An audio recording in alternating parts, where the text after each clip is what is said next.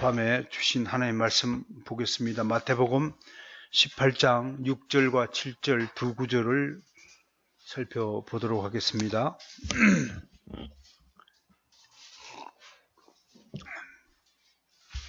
찾은 줄을 믿고 다 함께 합독하겠습니다. 시작. 누구든지 나를 믿는 이 작은 자 중 하나를 실족하게 하면 차라리 연자 맷돌 그 목에 달려서 깊은 바다에 얹은 것이 나으니라.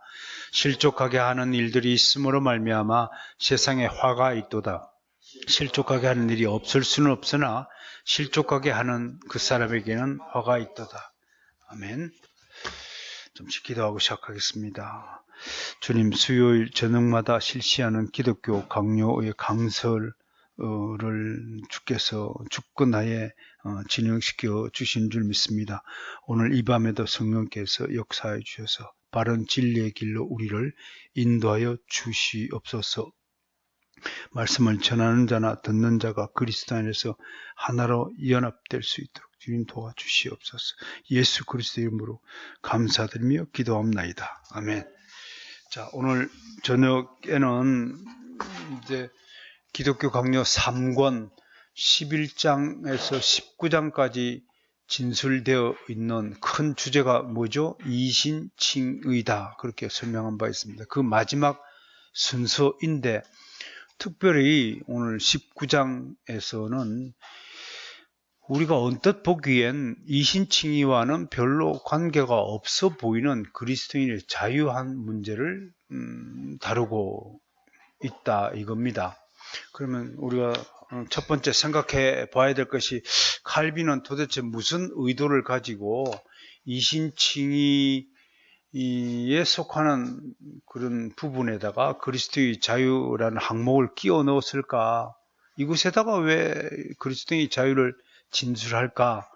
곰곰이 생각해 보니까 칼빈 당시에 어떤 풍조가 있었느냐? 그 신앙에도 그 유행이 있다고 하지 않습니까?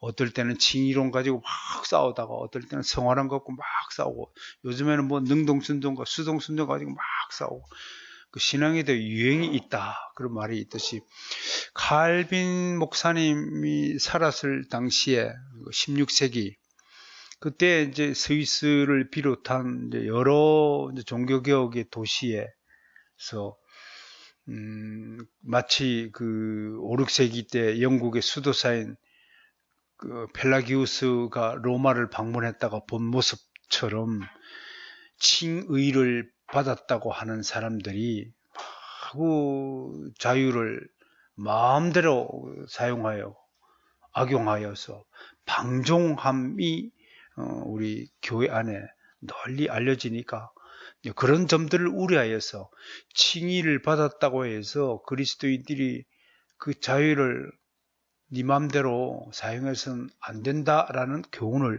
주기 위해서 이신칭의 마지막 장에다가 그리스도의 자유를 삽입했다. 그렇게 해설을 하는 것입니다. 그래서 이 3권 19장을 별칭을 부르는데 뭐라고 부르냐면 칭의의 부록이다. 그렇게 얘기합니다. 자, 그렇다면 성경을 통해서 하나님께서 우리에게 가르쳐 주신 올바른 자유란 무엇인가? 그것을 칼빈은 오늘 세 가지로 분류하여서 우리에게 설명을 하고 있습니다. 첫 번째는 율법으로부터의 자유가 있다. 두 번째는 율법에 대한 자발적인 순종으로부터의 자유가 있다. 자발적 순종하는 자유가 있다. 세 번째는 무해무익한 일의 자유가 있다. 나중에 이제 아데아포라 문제를 다룰 텐데요. 이것이 성경에 나타난 그리스도인들의 세 가지 자유다라고 설명을 합니다. 그래서 오늘은 이 세 가지 자유를 중심으로 칼빈이 어떻게 무엇을 진술하고 있는가를 살펴보도록 하겠습니다. 2항을 볼까요? 율법으로부터의 자유는 뭐냐 하면 신자의 양심은 하나님 앞에서의 칭의의 확신을 구하면서 우리는 어렵다함을 받은 자임을 분명히 우리는 확신하고 있습니다. 동시에 율법으로 말미암는 모든 의를 잊어버리고 그냥 의롭게 믿음으로 의롭게 된 주의 백성들은 율법으로부터 얻을 의가 하나도 없다는 사실을 인정하라 얘기입니다. 그건 눈이 강조해 왔던 것이죠. 그러므로 우리는 율법을 싹 무시하는 것이 아니라 율법을 뛰어넘어 전진해야 한다. 율법을 통한 하나님의 그 정신과 가치, 그 의미 등은 고스란히 가진 채 율법의 그 외부적 조항들에 대해서는 완전히 자유함을 얻었다. 그러므로 더 이상 우리는 동물의 피를 뿌려서 제사를 드리는 일이 있을 필요가 없다. 이미 자유함을 얻었으니까 그렇다라고 하는 겁니다. 그러나 2번 보십시오. 비록 하나님의 심판대 앞에서 신자들의 양심에 관계할 수 없을지라도 신자들에게 끊임없이 선을 행하도록 가르치며 충고해야 한다. 신자들은 성화를 위해 경건의 실천이 있어야 한다. 그러니까 사도 바울은 야고보서의 주석 또 강해 설교에서 계속 믿음과 그 믿음의 실천 또 의와 자발적인 순종의 관계에 대해서 계속 이야기하고 있습니다. 그러니까 방종이 무엇입니까? 나는 구원을 받았으니 이제는 내 마음대로 살아도 된다 라고 하는 것 방종이 아니라 구원받은 백성에게는 또 구원받은 백성으로서의 합당한 의무, 책무가 하나님부터 주어졌다. 그건 반드시 선을 실천하는 것이다. 너 믿음을 선행으로 실천해야 한다. 그렇다고 그 선행이 구원의 조건이 되는 것은 아니다. 결과적으로 우리는 구원받았음에 자발적으로 감사함으로 우리는 그 선한 실천에 앞장서는 것이다. 그런 실천을 통해서 우리의 인격들이, 우리의 믿음이 하나하나 거룩해져 간다. 그것이 성화라는 교리로 나타나고 있지 않습니까? 그러면서 두 번째 자발적 순종의 자유가 4항부터 6항까지 진술되어 있습니다. 즉 4항을 보십시오. 율법은 우리가 하나님을 사랑하라고 요구하지만 율법을 멍에를 벗은 양심, 이제 양심은 율법에 얽매이지 않아요. 율법을 의식하면서 살 필요가 없어요. 그러나 그 양심은 이제 자발적으로 하나님의 뜻에 순종해야 돼요. 여기서 한 가지 더 강조하고 싶은 것은 누가 자발적으로 순종하는가 하는 것은 그거는 말씀의 능력을 입은 사람만이 자발적인 순종의 능력을 가지는 겁니다. 아무리 목사가 교회 성도들, 교인들을 향해서 하나님 은혜에 감동하여서 자발적으로 순종하십시오. 아무리 강조해봐야 그가 하나님의 말씀을 모른다면 내가 왜 그런 일에 순종해야 하는가 하고 반발할 수밖에 없다는 것을 지금 말씀을 드리는 겁니다.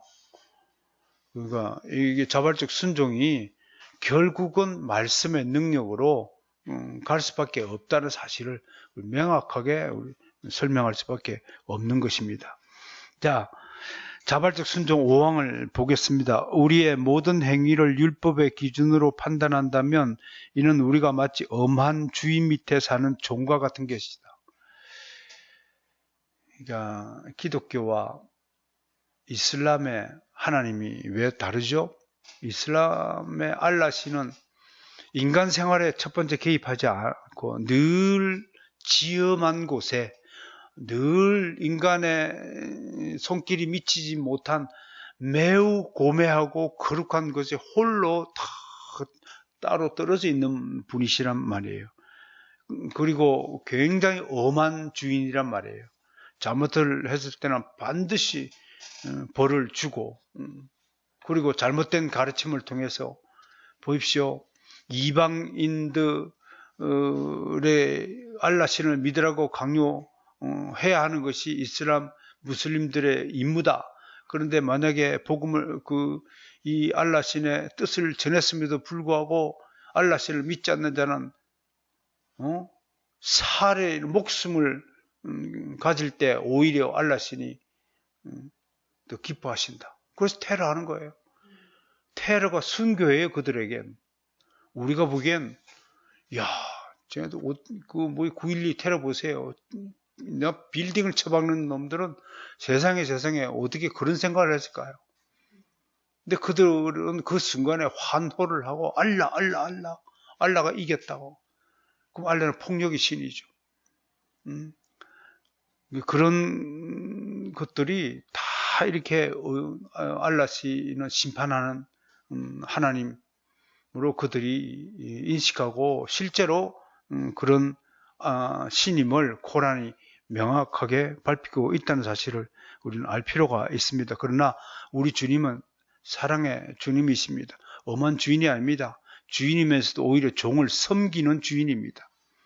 명령을 하긴 하시지만 그 명령을 수종하지 않는 자에게 끝까지 참고 기다리시며 그가 자발적인 순종을 하도록 기다려 주시는 것입니다.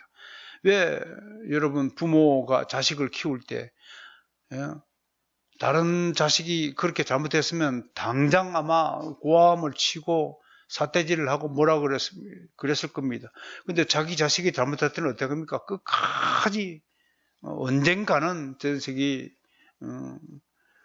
바르게 깨닫고 돌아올 것이다.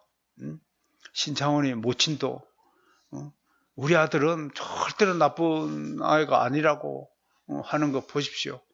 야, 정말 놀랍지 않습니까? 정말 놀라운 겁니다, 그거요. 근데 그런 차원에서 우리가 생각을 좀 해본다면 하나님은 정말 우리에게 한없는 참음과 인자하심으로 우리를 대하시는 것은 틀림이 없다 할 것입니다. 율법의 가혹한 요구에서 벗어나게 되면 우리는 열심히 그리고 즐거운 마음으로 하나님의 인도하심을 따르야 되는데 이 즐거운 마음으로 일을 하는 것, 교회 일도 마찬가지예요. 교회 일을 예를 들자면 교회를 억지로 하게 되면 그건 뭐 교회에서 억지로 한다고 월급 나오는 것도 아니고 아무런 재미가 없죠. 그런데 어떻습니까? 진짜 성령님의 은혜를 받고 거듭난 사람은 교회 일 할 때 신이 나고 오늘도 우리 수요일마다 전 집사님 나오셔서 청소하고 쓸고 닦고 방역하고 집사님 내가 여쭤볼게 그게 힘이 듭니까? 하기 싫습니까? 즐거움이죠. 이 즐거움이 어떻게 해서 생겨난 것입니까? 바로 하나님의 은혜로 말미암아 자발적인 순종의 은혜를 입었다라고 오늘 기독교 강론은 그렇게 설명을 하고 있는 것입니다.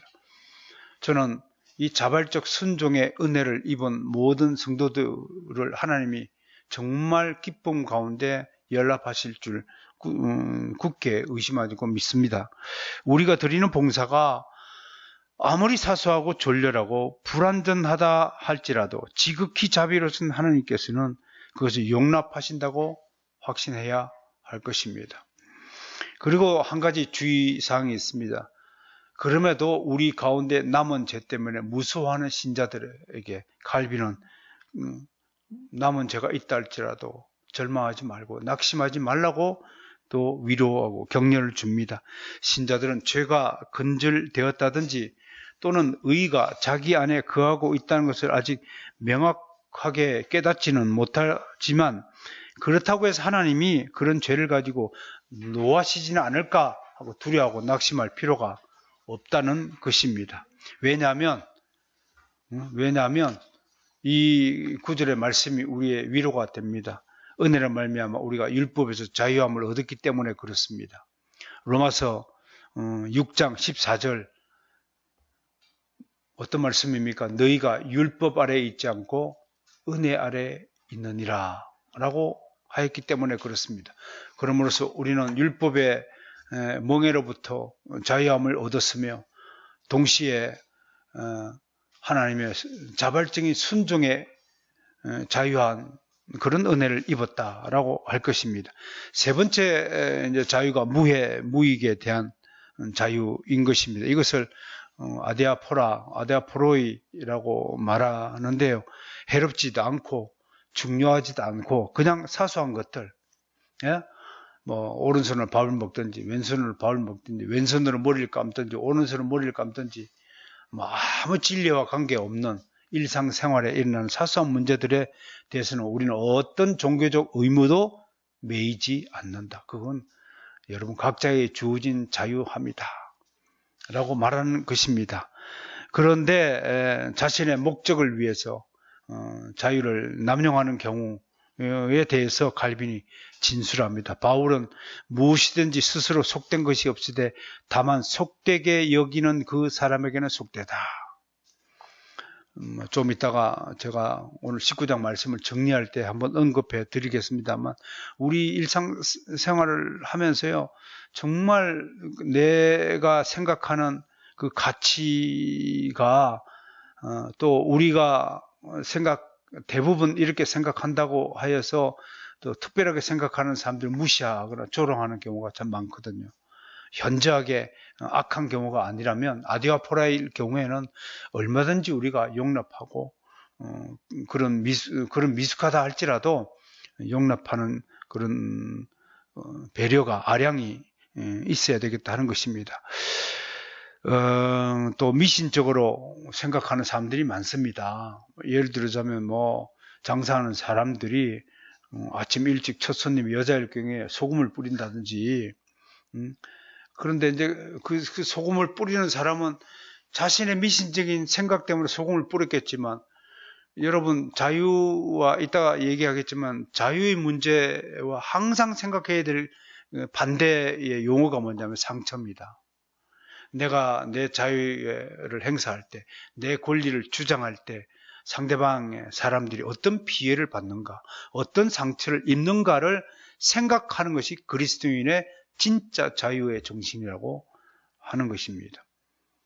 정말 여러분 이 정도 인격을 가지고 살고 있는 것입니까? 우리 정진해야 합니다. 나보다 남을 낮게 여기라고 사도 바울은 그랬잖아요.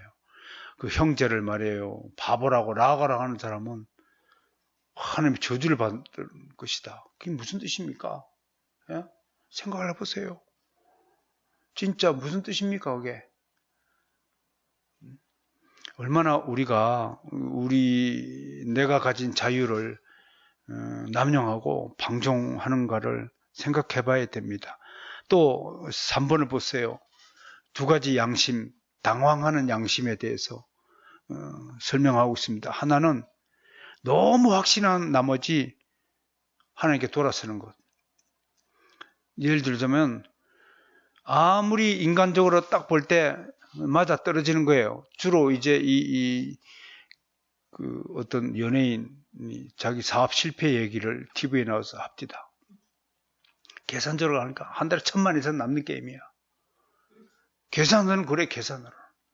근데 정말 신기하게도 세상에 그런 인간적인 계산 방식으로 장사가 돌아가지 않는다는 거예요. 여러분, 많은 사람들이 비용을 계산할 때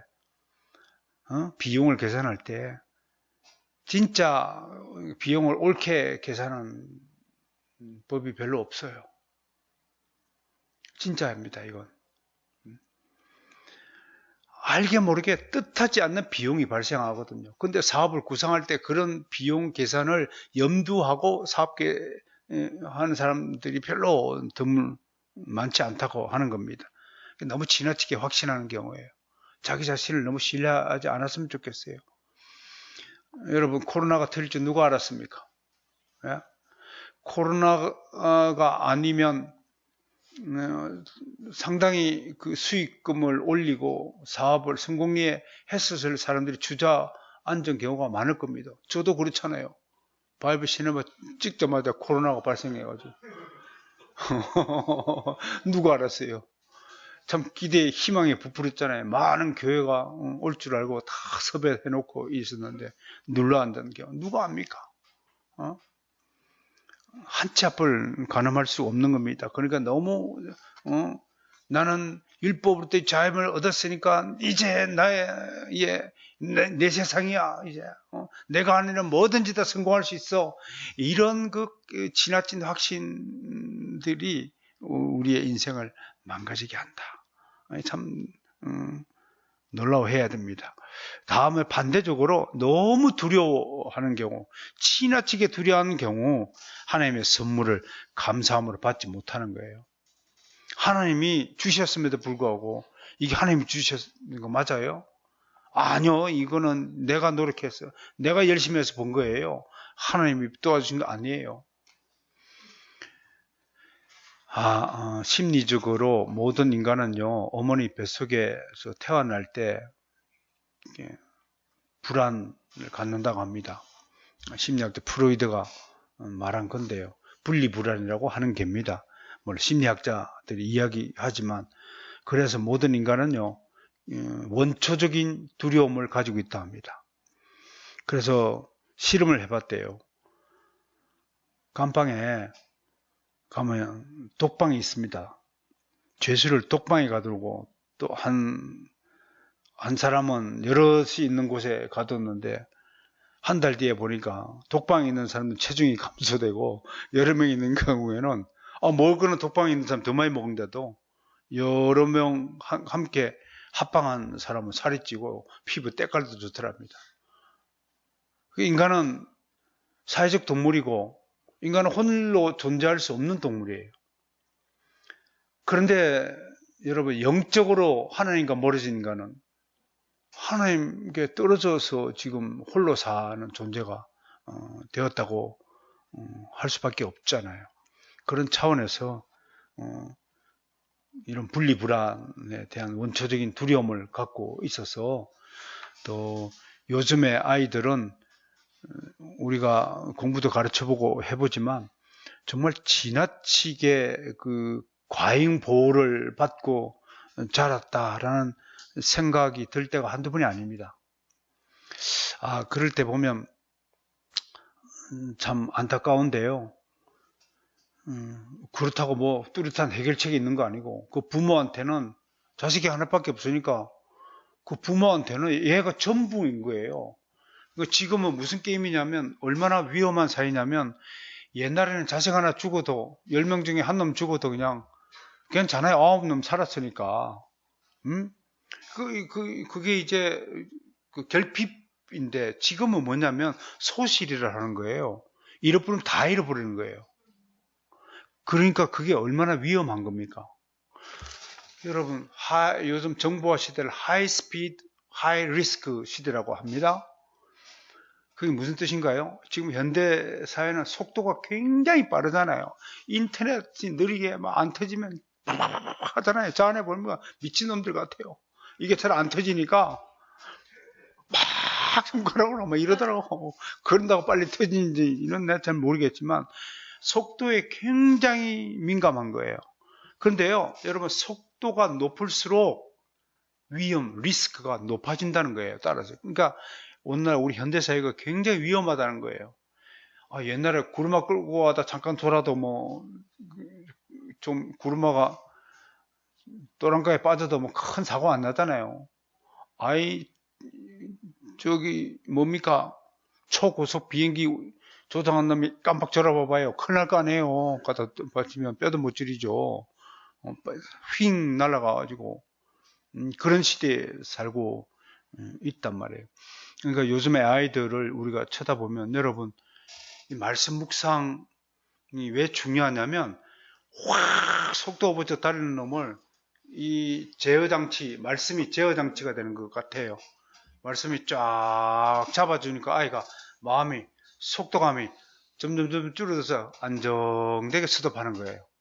하나님 세계를 벗어나지 않도록 도우는 것, 이런 것들이 말씀 교육이 아닐까 생각을 해보는 거예요. 지나치게 빨라요.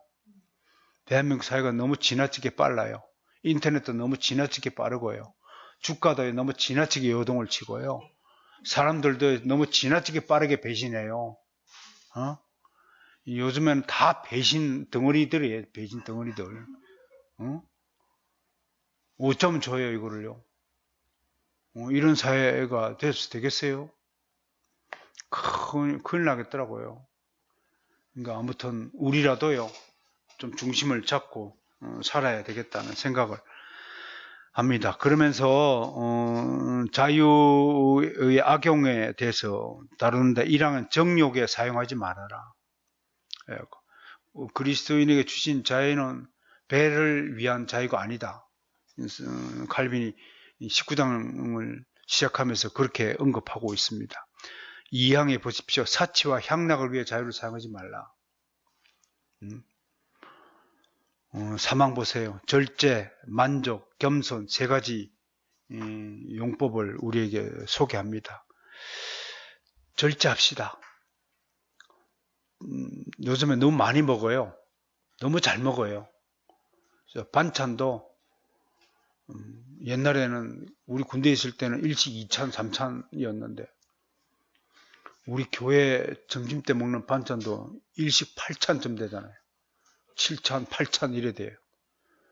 물론 뭐 풍성한 거 뭐 마다할 사람 없지만 예를 들자면 그렇다는 거예요. 우리 과거에는 1년에 한두 번 가족끼리 외식하면 그게 즐거웠어요. 아버지가 퇴원할 때 치킨 한 마리 사들면 이야 정말 야호 만세 소리가 그냥 온 동네 다 울려 퍼지던 시절 있었어요. 그런데 어떻습니까? 어떠냐고요 지금은요. 치킨 사오면 뭐예요? 아버지는 먹었어. 맨날 치킨이요. 그래가지고 이제 피자를 사오니까 친구들하고 피자 먹었대 낮에. 학교 다니는 놈이 점심시간 때 나와서 피자 가게 그 점심 먹는 시절이에요 요즘 애들이요. 용돈 주면 그래요. 시시한 거 안 먹어요. 우리처럼 그렇게 싼 거 걱정하면 안 먹어요. 최고급을 사용하잖아요. 그래서 우리 아이들에게 이 절제를 특히 그 사치와 향락을 좀 절제시키는 것, 사고 싶은 것 좀 참게 한다는 것, 이 굉장히 중요합니다. 누군가 그러더라고요. 우리 아이들을 키울 때에 그 욕구 분출을 억지로 막아서도 안 되지만 그걸 방정으로 확 풀어줘도 안 된다는 거예요. 그 아이들을 키울 때 굉장히 중요한 거래요. 왜냐하면 우리 스스로도 그러잖아요. 저도 이렇게 이제 홈쇼핑 보다가 사고 싶은 거 딸한테 야 저거 좋다야 하면 요즘에는 이제 안 사줘요. 요즘에는 다 샀자 뭐라 그래서 안 사주는데 그런 새 것에 대한 새로운 것에 대한 그 구매 욕구가 얼마나 강렬한지를 정말 우리 스스로 인정할 수밖에 없단 말이에요. 애들은 오죽하겠습니까? 옆에 친구가 우리 그 나이키 처음 한국에 소개됐을 때 부자 아이가 나이키를 신고 왔네.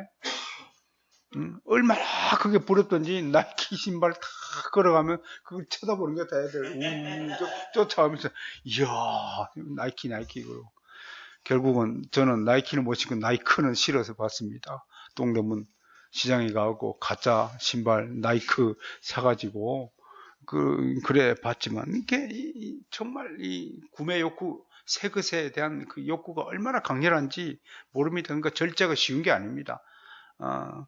그러니까 절제하지 않으면 만족함이 없고요. 만족함이 없으면 절대로 겸손할 수가 없다는 거. 이게 세 가지 영성이 같이 뿌리로 어우러져 있다고 하는 겁니다. 자, 이제 사막에서 연약한 형제들과의 관계를 논합니다. 11장 보세요. 두 가지 걸림이 있다고 그럽니다. 하나는 약자를 걸리게 하는 것. 그건 걸리게 하는 녀석이 나쁜 것이죠. 그런데 자기가 약해가지고 자기 스스로 넘어지는 것, 걸려 넘어지는 것. 이런 것이 있어요. 근데 그걸 의심하는 사람은 항상 의심에 걸려 넘어져요. 신기하죠. 의심하는 자는 지가 사기를 당해요. 사기 안 당하려고 그렇게 평소에 애를 쓰던 녀석이 지가 사기를 당해요. 이것도 어쩜 일인지 모르겠어요. 지가 사기를 당하거든요.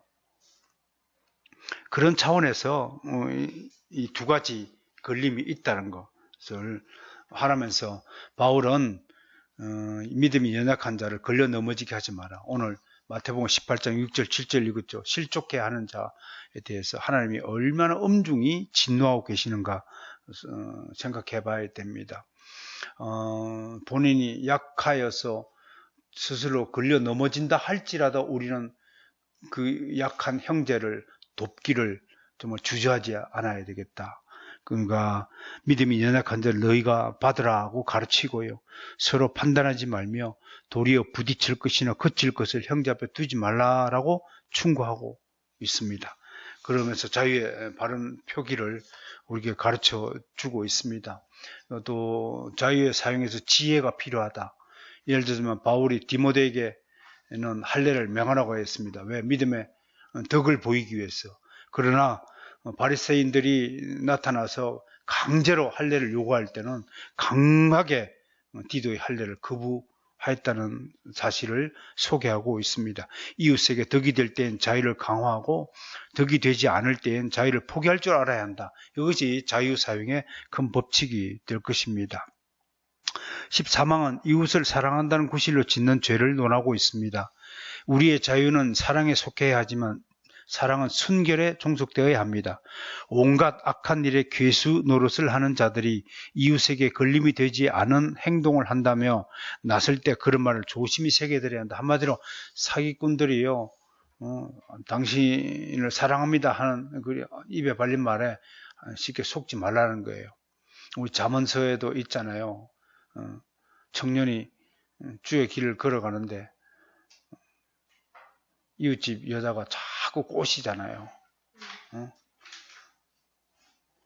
우리 서방이 잠깐 출장 가서 내가 맛있는 밥상을 만들어 놔니까 우리 집에 잠깐 들러. 그러고 있잖아요. 언제든지 우리 주변에 이런 그 사탕 발림의 혀가 놀려지고 있다는 것을 깨달아야 합니다. 마지막으로 이제 대정부와의 관계에서 우리 자유를 어떻게 할 것인가 하면서 이중의 통치가 있다. 하나는 영적인 통치권으로 교회법으로 그리스도인들이 1차적으로 통치를 받아야 하고, 그러면서도 세속적인 의무를 져야 한다. 국가의 법도 소중히 지킬 줄 알아야 한다. 저도 처음엔 그 백신 주사 맞는 것에 대해서 저는 그냥 간단하게 단순하게 모자란다고 하니까 그리스도인들이 좀 양보를 하여서 먼저 기다렸다가 먼저 이웃들이 맞게 하고 우리는 좀 나머지 부족분이 채워지면 그때 맞자라고 생각을 했는데 방송에서 어떤 전문가가 나와서 한다는 말씀이 지금은 내가 맞고 안 맞고가 중요한 게 아니라 내가 맞아야 국가가 민족이 안전해진다라는 것을 설명을 할 때 그렇겠구나 큰 깨달음을 제가 얻게 되었습니다. 그런 차원에서 여러분 백신을 적극적으로 맞아서 이것도 그리스도인의 의무에 속하지 않을까 그렇게 생각합니다. 오늘 두 개의 이중의 통치를 배우면서 하나님의 법에도 자발적으로 순종해야 되지만 국가의 요구에도 그리스도인들이 모범되게 앞장서야 되지 않을까 생각합니다. 그러면서 16항 보세요. 양심은 하나님을 상대합니다. 하나님을 상대하여서 부끄러움이 없다면 여러분들은 하나님 앞에서 그리스도의 완전한 자유를 누렸을 것이라고 봅니다. 결론 보십시다. 우리가 받은 자유는 배의 만족이나 육신의 쾌락을 위해 주어진 것이 아니라 하나님 앞에서의 양심을 위한 자유입니다. 우리는 하나님 앞에서 자유를 누릴 수 있지만 사람들 사이에서는 하나님 앞에서는 완전한 자유를 누리지만 사람들 사이에서는 어느 정도 자유를 제한당한다고 할 것입니다. 오늘 19장 그리스도의 자유를 총정리하겠습니다. 제가 세 가지로 정리했는데요. 첫 번째, 자유의 행사는 상대방의 상처 문제와 직결된다는 사실을 유념해 주시길 바랍니다. 내가 사용하는 자유로 인해서 다른 사람들이 피해를 보거나 상처를 입지 않을까 고려하며 내 자유를 행사해야 할 것입니다. 나는 내 할 일 다 했는데요. 그건 그리스도인 자유가 아닙니다. 내 할 일을 다 했지만 내 할 일이 다 못한 형제가 있다면 그 형제를 기다려주는 것이 그리스도의 아름다운 자유다라고 할 것입니다. 초대교회 때요, 금요일 날이 주님이 순환당하신 날이잖아요. 그래서 초대교회 때 금요일 날은 일체 고기를 먹지 않는 풍습이 있었다고 합니다.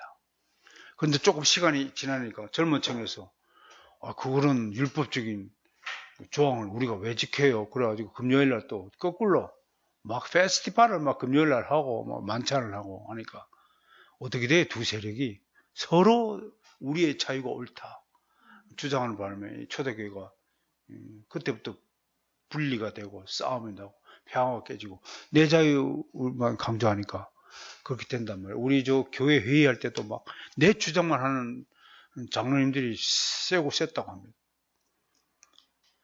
자기 주장에 맞을지라도요, 그것이 교회의 전체에 덕을 끼치는 일이 아니라면 자신의 주장을 철회할 수도 있어야 되겠다 하는 것입니다. 우리가 받은 자유는 무조건 나만의 자유를 구가하기 위해 주어진 것이 아니라는 것이 두 번째 오늘 교훈입니다. 개인의 자유는 반드시 공동체의 화목과 평화에 기여해야 합니다. 내 개인의 자유가 소중한 것이지만 그 내 개인의 자유를 행사함으로써 공동체의 평화가 깨져버리고 화목이 깨져버리고 아름다운 양보가 깨져버리고 헌신이 깨져버리면 나는 하나님 앞에 큰 죄를 저지르고 만 것이다 라고 할 것입니다. 특히 그 주일에 외식하는 문제 때문에 한 교회가 풍지박산이 났다고 합니다. 청년들은 옛날에는요, 진짜 주일날 돈을 쓴다? 돈을 주고 뭘 사먹는다? 이거 상상도 못했어요. 근본주의, 그 보수적인 신앙이 막 유행을 할 때, 심지어요, 주일날은 절대로 버스도 타면 안 된다. 버스 타면 안 되는 거예요, 주일날. 그래가지고, 걸어 다닌 거예요. 그러니까 주일날 예배에 늦지 않고 새벽에 일어나고 걸어서 읍내에 가는 그런 신자들이 많았다는 거예요. 주일날, 어느 교회에서 청년들이 주일 끝나고 오후 예배도 안 드리고 이제 영화관에 그 영화를 보거나 지들끼리 이제 카페에 몰려갖고 이제 좋은 말로는 묵상의 시간, 큐티의 시간 그러면서도 잡담 나누는 시간이야 보니까. 그러니까 장로님들이 굉장히 못마땅하잖아. 어른들 보기에는 이놈의 자식들 주의를 말이야 거룩하게 안 지키고 그러냐고 해가지고 이 교회가요 청년 예배 따로 장로들 예배 따로 드린답니다. 지금 이런 모양 그건 분명히 그리스도의 자유를 남용한 사례에 속할 것입니다.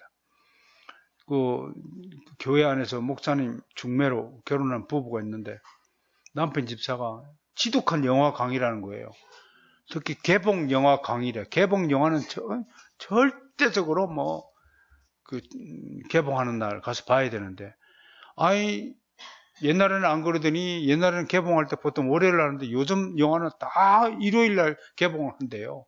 그러니까 막 주일 공예배 끝나자마자, 마누라하고 덕달 같이 예배가 뭐고 극장에 가니까, 마누라가 속으로, 이 남자가 진짜 거듭난 게 맞나. 아니, 그렇게 생각할 수밖에 없잖아. 진짜로 그렇게 생각할 수밖에 없는 부분이 생기는 거죠. 그러니까, 그거는 남편이 그리스도의 자유를 바르게 행사했다고 말할 수 없는 거죠? 그렇지 않습니까? 말할 수가 없는 겁니다. 그러니까 이런 자유의 남용 부분을 굳게 좀 생각을 해봐야 되겠습니다. 마지막으로, 세 번째, 오늘 중요한 우리에게 주시는 교훈이 뭘까 고민하다가 저는 말씀과 관계없는 도덕적 짐을 지우는 것이 대표적으로 그리스도인에게 주어진 자유를 남용하는 대표적 사례가 될 것 같다라고 하는 겁니다. 예를 들자면 이건 이제 교계 목회자들이 설교나 또 자신에게 유리한 방향으로 이끌기 위해서 행하는 어떤 그런 방편들에서 많이 발견이 되는 건데요. 예를 들어서 교회당을 짓고다 하면 말씀을 빙자해서 많이 심는 자가 많이 거둔다라고 하는 것은 이거 말씀을 빙자하는 거죠. 꼭 의도하는 거죠.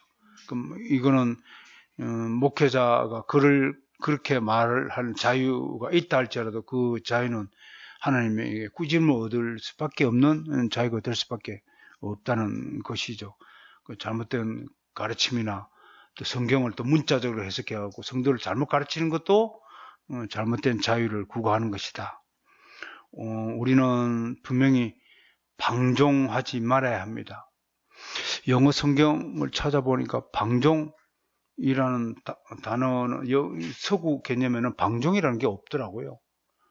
뭐 기껏 억지로 번역해 놓은 단어가 self indulgence, 뭐 게으름, 뭐 이런 무익함 이런 쪽으로 번역이 되는데 사실은 방종이냐 자유냐를 뭘로 구분짓냐 하면 한 두어 가지 기준이 있다고 할 것입니다. 첫 번째, 네가 한 행동, 그 발언에 책임질 수 있느냐? 책임을 진다면 올바른 자유 행사이고 책임지지 않으면 방종이라고 할 것이고요. 두 번째는 네가 행사한 그 자유가 타인에게 유익을 끼쳤느냐, 피해를 끼쳤느냐? 만약 피해를 끼쳤는 방종이라고 하는 거고.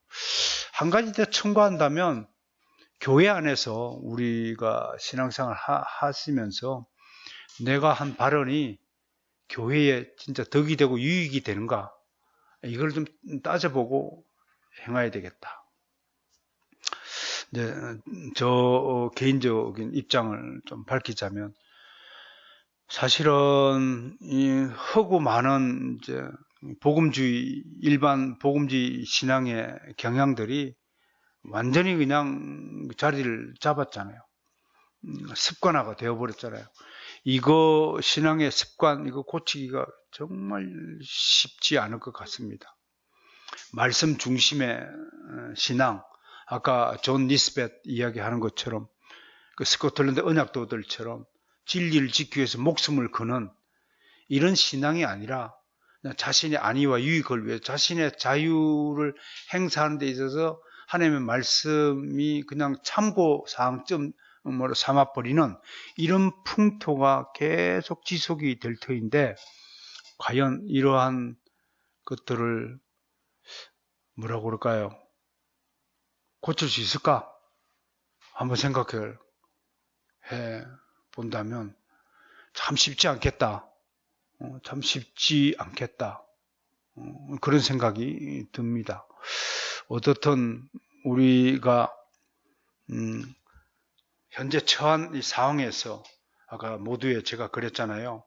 어쩌면 우리가 행복한 그리스도인일 수도 있겠지만 한편으로는 역사상 가장 방종한 그리스도인일 수도 있다라는 생각을 해보는 것입니다. 여러분들 주눅들게 하기 위해서 이 말씀을 드리는 것이 아닙니다. 특히 요즘에 인터넷 문화가 극심하게 발달되어 있는 상태에 어떤 사람은 인터넷의 익명선거 자체가 방종의 가장 뚜렷한 증거다. 그렇게 말하는데 상당히 일리가 있는 말이 아닐까 그렇게 생각을 한번 해봅니다. 사랑하는 성도 여러분, 오늘 그리스도인의 자유에 대해서 우리 함께 은혜를 나누어 보았습니다. 우리에게 주신 자유는 양심의 자유입니다. 하나님의 법에 자발적으로 순종하길 원하는 그 자유라는 사실을 잊어버리지 마시고 말씀에서 벗어나지 않는 오늘날 우리 성도들이 되기를 간절히 소망합니다. 하나님